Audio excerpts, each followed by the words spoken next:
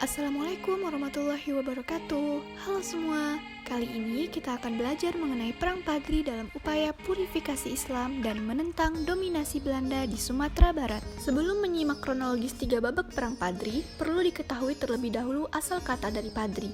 Padri berasal dari kata pidari, yaitu ulama dan pengikutnya yang selalu berpakaian putih. Gerakan Puritanisme merupakan gerakan yang dilakukan oleh kaum Padri untuk pembersihan atau pemurnian ajaran Islam. Ajaran dari luar Islam ini berasal dari kebiasaan dan adat istiadat setempat. Kaum adat dalam kesehariannya memakai baju berwarna hitam. Kaum adat ialah masyarakat asli yang mendiami tanah Minang. Mereka memiliki kebiasaan tidak taat sholat 5 waktu, menyambung ayam, miras, berjudi, dan lain-lain. Tujuan dari gerakan Padri adalah memperbaiki dan meluruskan masyarakat Minangkabau untuk dapat kembali berpedoman pada ajaran Islam yang murni berdasarkan Al-Quran dan hadis. Gerakan Padri berlangsung selama 28 tahun, yakni mencakup daerah Sumatera Utara dan Riau. Kaum Padri meluaskan perlawanannya untuk melawan kaum adat dengan persekutuan Harimau dan Salapan. Tetapi sebelumnya, pada abad ke-18, Tuanku Kota Tua di Agam sudah terlebih dahulu melakukan pemurnian ajaran Islam. Harimau dan Salapan dipimpin oleh Tuanku Mansiangan. Perlawanan sengit terjadi di daerah ini dari golongan adat yang dipimpin para penghulu terhadap kaum Padri. Daerah yang menentang kaum Padri mengadakan pesta sabung ayam untuk menghina kaum Padri. Daerah Tanah Datar merupakan daerah kedudukan Raja Minangkabau, yakni Tuanku Raja Muning di Pagaruyung. Di daerah ini, pertempuran meletus. Salah satu penyebabnya ialah adanya pembunuhan yang terjadi oleh kaum Padri sehingga rakyat menjadi marah. Perang saudara ini terus meluas hingga adanya campur tangan asing.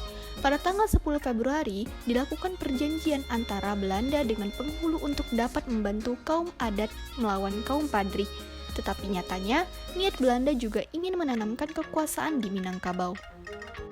Babak pertama Perang Padri tahun 1821 hingga 1824, kaum Padri memulai menyerang pos-pos dan pencegatan terhadap Belanda yang sedang berpatroli. Tuanku Pasaman menghimpun pasukan sekitar 20.000 hingga 25.000 untuk mengadakan serangan di sekitar hutan dan memusatkan di daerah Lintau. Adapun yang terkuat ialah pimpinan Tuanku Imam Bonjol di Bonjol. Pasukan Padri menggunakan senjata-senjata tradisional seperti tombak dan parang. Hal ini berbeda dengan Belanda yang memiliki senjata lengkap seperti meriam dan senjata. Pada tanggal 26 Januari, terjadi perundingan damai antara Belanda dengan kaum yang ini disebut dengan Perjanjian Masang. Dengan adanya perjanjian ini justru dimanfaatkan oleh Belanda untuk menduduki daerah-daerah lain. Babak kedua, Perang Padri pada tahun 1825 hingga 1830, Belanda menyusun strategi dalam menghadapi perlawanan kaum Padri di Sumatera Barat.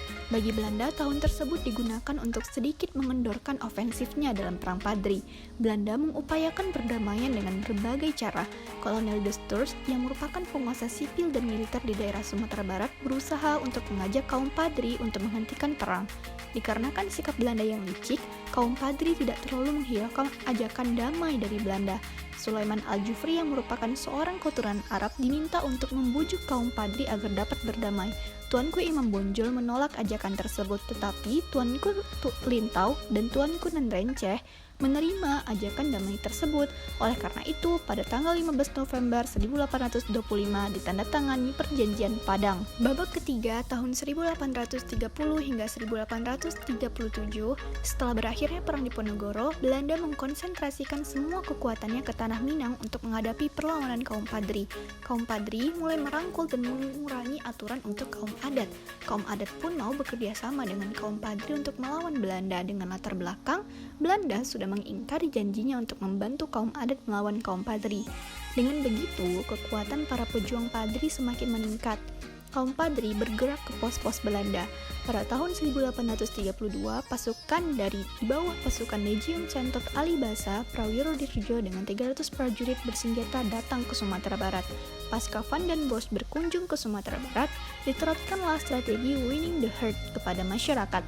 Dalam implementasinya, bentuk strategi ini ialah pajak pasar dan berbagai jenis pajak mulai dihapuskan dan dikeluarkan plakat panjang yang berisi pernyataan atau janji hikmat yang isinya tidak akan ada lagi peperangan antara Belanda dan kaum Padri.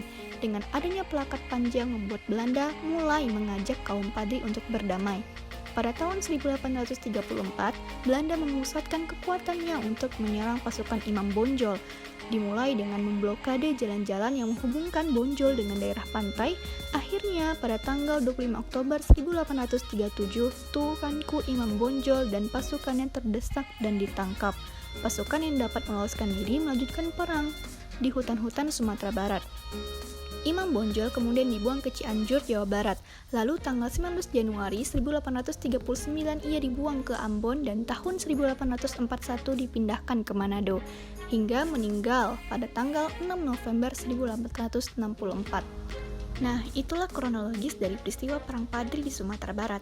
Perjuangan para tokoh bangsa untuk dapat bebas dari belenggu penjajah terlihat sangat sulit bahkan hingga titik darah penghabisan. Oleh karena itu, nilai-nilai perjuangan dari peristiwa tersebut harus kita pahami dan amalkan. Sekian, terima kasih.